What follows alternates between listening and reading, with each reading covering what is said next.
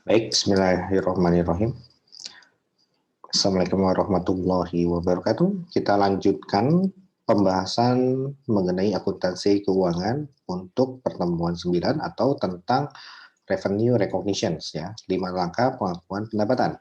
Pada video sebelumnya, Pak Eci sudah membahas tentang 5 tahap pengakuan pendapatan dari mulai tahap identifikasi kontrak, identifikasi kewajiban, pengukuran harga, alokasi harga ke kewajiban, sampai kapan pengakuan pendapatannya gitu ya. Nah, sekarang pada video kali ini PSC akan membahas tentang modifikasi kontrak. Selanjutnya akan bahas juga tentang biaya kontrak. Nah, pada dasarnya sedikit overview. Nah, ada 5 langkah pengakuan pendapatan yang kita gunakan dalam PSAK 72 ya atau IFRS 15. Yang pertama, kita harus mengidentifikasi kontrak itu benar terjadi atau tidak. Yang namanya kontrak itu bisa lisan ataupun tertulis ya, bisa dipaksakan dan harus bersifat memaksa ya. Kalau bersifat memaksa berarti timbul hak dan kewajiban bagi kedua belah pihak, penjual dan pembeli, gitu ya. Dan juga ada nilai uangnya. Nah, itulah yang dimaksud dengan substansi komersial ya dan bisa ditagih. Nah, kalau misalkan dalam suatu transaksi ada 5 hal ini berarti itu terjadi kontrak ya. Nah, tinggal kalau kita dan posisinya kita sebagai penjual. Nah, kita akan mengakui pendapatan. Nah, pertanyaannya berapa besarnya? Akan dijawab melalui langkah 1 sampai 4 ini ya. Berapa besarnya? Kapan kita akui? Akan dijawab melalui langkah 5 ini. Gitu ya. Nah, sekarang untuk langkah pertama tadi sudah ya, identifikasi kontrak. Langkah kedua mengidentifikasi ada berapa performance obligations. Nah, caranya dua kriteria untuk mengukur terjadinya performance obligations ya. Yang pertama, nah, apakah dalam suatu transaksi tersebut memiliki bisa dibedakan antara kewajiban yang satu dan kewajiban yang lain. Nah, kalau bisa dibedakan maka dia ada dua performance obligations ya. Nah, dan juga artinya ini ada price list-nya biasanya ya diukurnya antara di satu kontrak memiliki yang satu kopi plus donat gitu ya. Nah, itu memiliki dua kewajiban atau satu? Jawabannya kita analisis. Pertama, distinct atau tidak? Bisa dibedakan atau tidak? Yang kedua, independen atau tidak? Gitu ya. Kalau dia distinct dan dia independen, maka dua kontrak terpisah atau dua PO, performance obligations. Nah, tetapi kalau dia ternyata tidak bisa dibedakan, dan juga dia saling terkait, maka dia satu performance obligations. Ya, seperti itu. Setelah itu baru kita tentukan harga transaksi, berapa harga transaksi yang dialokasikan ya. Kalau dia dua performance obligations, maka nanti menetapkan harga gelondongannya dulu, harga transaksi gelondongannya. Nah, dan harus dipertimbangkan apakah ada variable considerations, apakah melibatkan notes receivable, apakah menggunakan saham pembayarannya, kita menerima saham, ataukah kita berupa utang imbalan kepada pelanggan ya. Nah, seperti itu. Nah, nanti kita lihat satu persatu.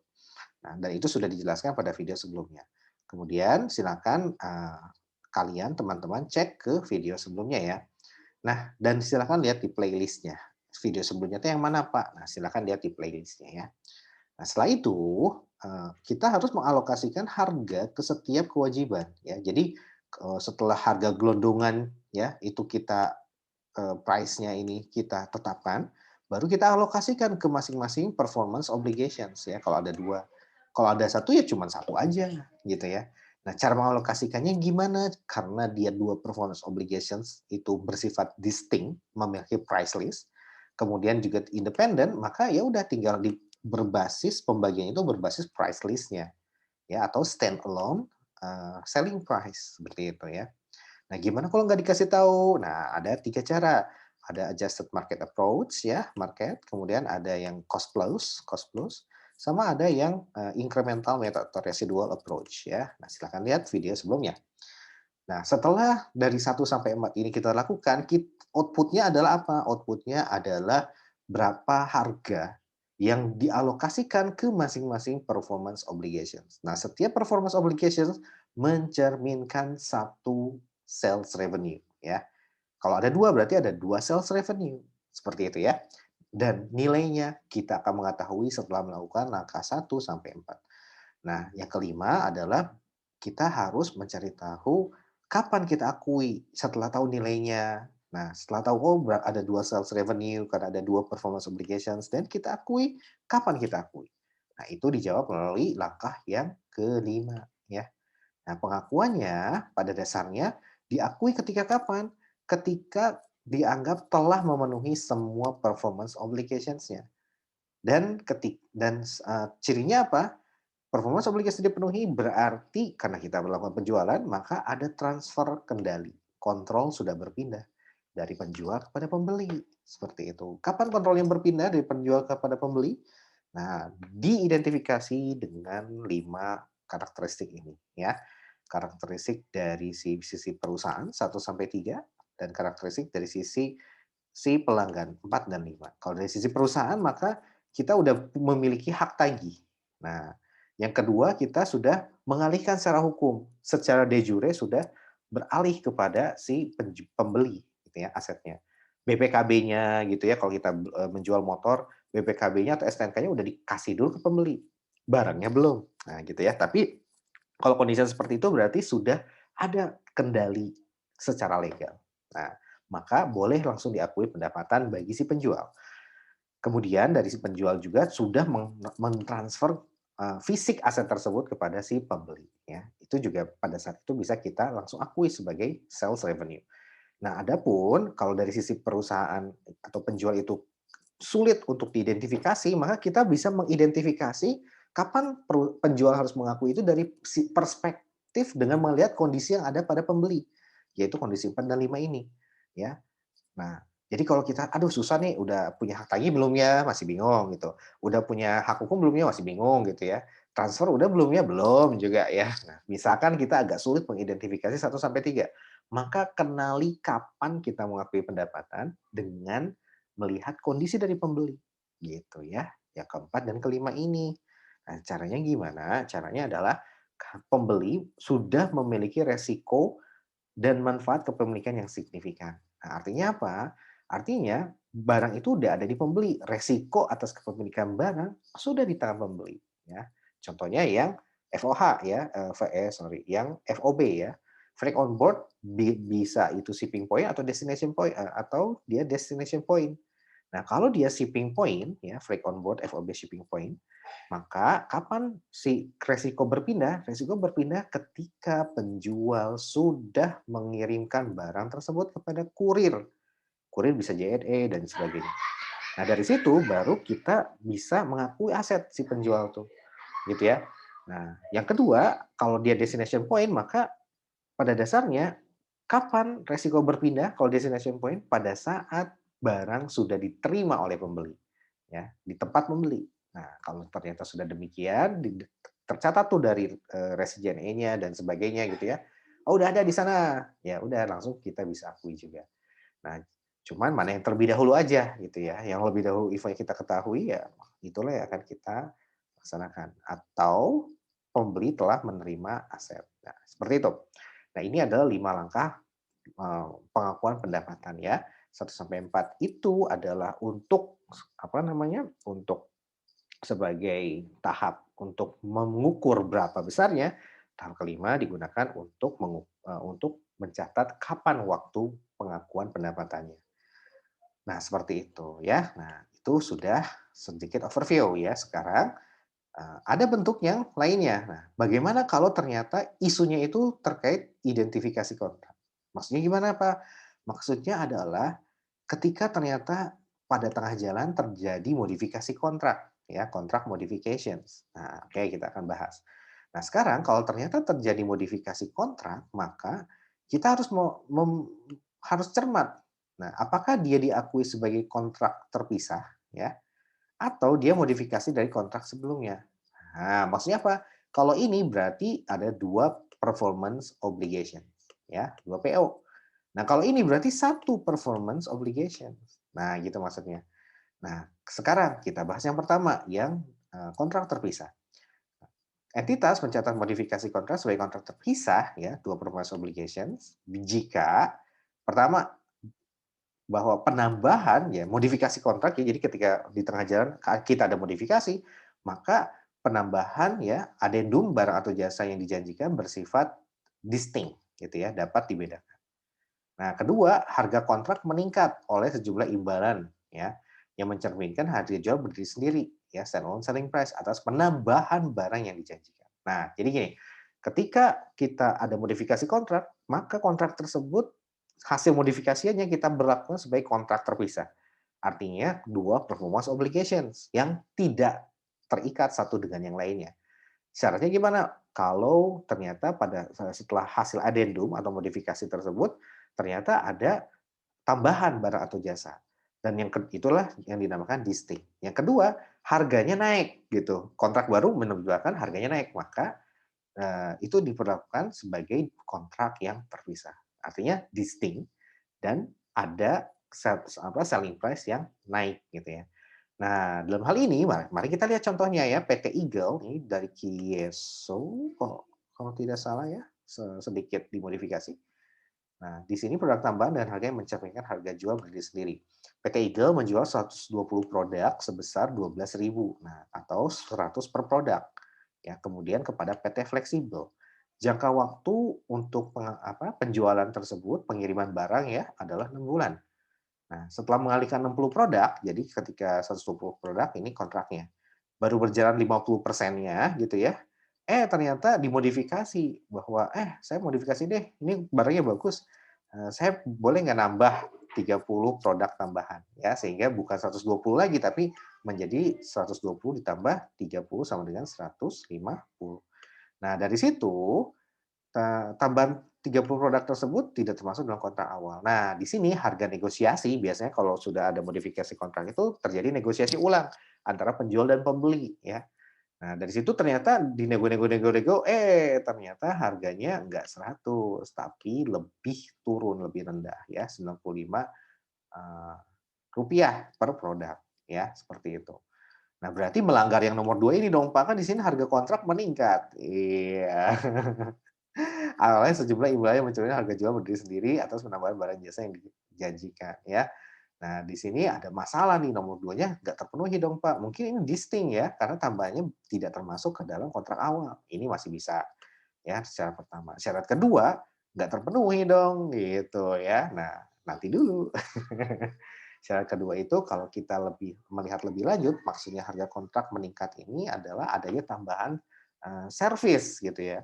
Tambahan servis itu berupa 30 produk tambahan barang ya. Tetapi, biasanya hasil negosiasi ya biasanya lebih rendah kalau hasil negosiasi ya. Nah, karena emang udah kadung banyak gitu ya, biasanya perusahaan penjualnya dinego-nego akhirnya takluk juga, ya udah deh gue turunin deh harganya jadi 95 aja. Nah, kayak gitu. Nah, ini kita berlakukan sebagai kontrak terpisah atau tidak gitu ya, yang kita identifikasi ya. Kita identifikasi sekarang. Yang pertama kan sudah terpenuhi, yang kedua belum terpenuhi. Nah, tetapi makna yang kedua ini ternyata memang ada penambahan atas barang dan jasa ya, ada penambahan barang. Berapa penambahannya? 30 produk ya. Dan itu memiliki harganya adalah 95 ya. Ini harga hasil negonya. Nah, seperti itu. Nah, kalau kondisinya kayak gini berarti apa? Kita bisa simpulkan bahwasanya 120 produk pertama harganya 100 ya. Kemudian 30 produk tambahan harganya 95. Nah, ini mah udah betul-betul separate ya. Buat betul-betul sebagai kontrak yang terpisah karena kenapa? Karena distinct tadi, bersifat tambahan 30 barang. Kemudian ada selling price-nya ya, selling price untuk tambahan tersebut gitu ya. Nah, dan kapan performance obligation ini terpenuhi? Nah, ini pun parsial gitu. Terpenuhi pertama ketika si barang dikirimkan sebanyak 60 produk ya. Nah, itu sudah terpenuhi tuh kontrak yang awal ya. Kemudian dimodifikasi. Nah, dimodifikasi, nah apa namanya, hasil modifikasiannya itu tambahan 30 produk ya. Nah, artinya apa? Artinya harga setelah modifikasi ini pun memiliki harga yang baru gitu ya. Yaitu berapa? Tidak mengikut ke 100 tapi mengikut ke berapa? 95 gitu. Dan kapan ini terpenuhi? Parsial gitu. Jadi 120 dulu ya, baru nanti dia bisa bereksekusi tambahan 30-nya. Gitu ya. Setelah 120 terpenuhi, baru 30 kita eksekusi. Nah, artinya apa? Ini sekuensial. Ya, jadi ada 2 kewajiban dan ini memperkuat justifikasi bahwa ini 2 kewajiban. Ya, setelah yang satu dan 2 cara pemenuhannya pun berbeda. Ya, 120 dulu dipenuhi, baru nanti 30 akan kita eksekusi pengiriman. Nah, seperti itu ya. So, kesimpulannya adalah bahwa penetapan harga produk tambahan merupakan harga jual berdiri sendiri ya, dan bisa dibedakan udah jelas ya. Dan juga pemenuhan kewajibannya pun tidak satu waktu, tapi yang harga pertama dulu baru kontrak awal dulu baru nanti kontrak yang kedua, yaitu yang tambahan 30 produknya. Oke, nah sehingga apa? Sehingga di sini pengakuan pendapatannya ada 2 juga ya. Yang pertama apa? Yang 120 produk awal yang ini ya, 120 produk awal pada harga 100. Kemudian setelah itu ada revenue yang kedua, yaitu untuk tambahan 30 produk yang ini seharga 95. Nah, jadi 2 performance obligation. Seperti itu ya, 2 kontrak yang terpisah. Baik, sekarang kita lanjutkan. Nah, bagaimana kalau kita mengakuinya satu performance obligations ya, satu PO. Nah, ini gimana caranya? Iya, caranya adalah pertama, nah dari kasus PT Eagle sebelumnya ya, diketahui bahwa harga produk awal 100 per produk ya, dan terjual sebanyak 120 produk ya. Setelah mengalihkan 60 produk, kontrak dimodifikasi sama ya dengan contoh sebelumnya, untuk menyerahkan 30 produk tambahan, total 150. Tambahan 30 produk tidak termasuk dalam kontrak awal. Tetapi di sini lihat, harga tambahan 30 produk adalah 80 per produk. Nah, ingat, mirip kayak sebelumnya. Kalau yang sebelumnya kan 95 ya, harga setelah negonya. Nah, kalau gitu ini sebetulnya 2 kontrak terpisah juga, Pak. Nah, tetapi jangan jangan cepat mengambil kesimpulan dulu. Kenapa? Nah, memang mirip, tetapi ada tambahan keterangan, yaitu apa? Pelanggan ternyata menemukan cacat kecil pada 60 produk awal yang telah diserahkan. Ya, jadi ceritanya nih, ini kan 120 ya. 120 ini dia jalan 60 dulu ya, 60 dulu, baru nanti ditambah 60 lagi, baru nanti kontrak selanjutnya yaitu 30 gitu ya. Nah, ini masih pada harga 100 ya, masih pada harga 100, ini masih yang 30 ya adalah 80. Nah, gitu ya kurang lebih timeline-nya ya. Nah, kemudian ini RP ya. Nah, dari sini kita akan lihat ya, 60 ya, kemudian kita baru mengirimkan 60 dengan harga 100. Ternyata pada saat mau pengiriman yang selanjutnya, 60 sisanya ini ya, yang kedua, batch kedua, diketahui ada cacat ya atas 60 produk yang sudah diserahkan. Oh, nggak mau rugi dong. Loh ini cacat. Ya udah deh daripada saya balikin, misalnya minta kompensasi kerugian ya. Ya setelah dihitung ternyata kerugiannya adalah 15 per produk. Ya, dan kedua belah pihak mau penjual mau pembeli pun sepakat, ya udah deh kalau gitu kita kompensasikan aja gitu ya ke harga kontrak yang baru. Nah, harga kontrak yang 30 ini gitu ya. Nah, akhirnya gimana? Akhirnya ya udah pelanggan setuju untuk mengkompensasi ke harga yang baru gitu, harga yang 30 produk dengan harga Rp80 per produk. Nah, berapa kompensasinya? Nah, kompensasinya tinggal dikalikan, 15 dikali 60 produk yang cacat ya. Nah, berapa? 900. Nah, akhirnya kita terapkan berarti kalau gitu, nah kalau gitu kita analisis ya. Kapan performance obligations ini terpenuhi ya? Apakah satu performance obligations atau dua ya? Nah, ini apakah kita bisa pisahkan ya bahwa si kontrak 30 ini kan memang dieksekusinya nanti ya. Jadi si 120 selesai ya. Kalau yang contoh pertama kan 120 selesai, baru itu kita mengakui revenue ya. Setelah kontrak pertama selesai, baru kontrak kedua ya, modifikasiannya 30 tambahan pada harga 80. Nah, ini betul-betul terpisah, betul-betul independen ya. Kalau yang sebelumnya ya. Kalau yang ini nih ya, kalau yang ini kan 95. Nah, kalau yang ini 80 sama aja sebetulnya. Pada dasarnya ini independen, ya. Baik kontrak yang 80 untuk 30 produk seharga 80 per produk ataupun yang contoh yang pertama ini. 30 produk, tambahan 30 produk dengan harga 95 per produk. Sama aja. Akan tetapi apa yang membedakan? Yang membedakan adanya perjanjian kompensasi, ya. Perjanjian kompensasi yang menyebabkan apa? Yang menyebabkan ini menjadi satu kesatuan, ya. Satu kesatuan. Jadi setelah 120 ini kita deliver, ya, 120 produk dengan harga 100 ini kita deliver, belum selesai, gitu. Apa yang belum selesai? Kompensasinya masih ada. Artinya apa? Dikompensasikan ke yang 30 produk ini. Artinya masih diambil tuh. Artinya apa? Ketika 120 dikirimin, kontrak yang awal tadi, yang 120 untuk dengan harga rupiah per produk, itu belum selesai. Kenapa? Karena adanya cacat, ya, dan cacat tersebut dikompensasikan ke 30 produk tambahan. Nah, kayak gitu ya.